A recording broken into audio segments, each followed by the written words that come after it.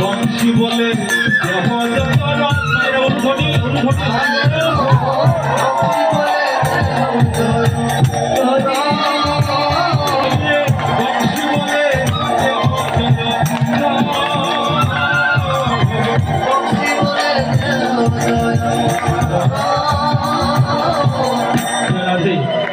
এই যজ্ঞটা আগে বলেছিলাম, যজ্ঞটা ছিল উদয়ষ্ট, হয়েছে মহাপ্রভুর অশেষ কৃপায় অষ্টকহ।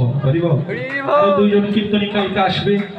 আমরা সীমিত সময়ের মধ্যে আরো দুইজন কীর্তনী দাদাদেরকে আমরা নিমন্ত্রণ করেছি, কালকে তারা আসবে কীর্তনে।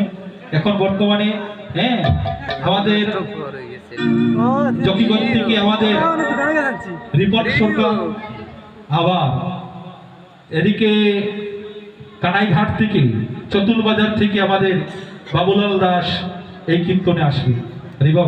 তাই সীমিতের মধ্যে আমরা দুজন কীর্তনীকে এনেছি।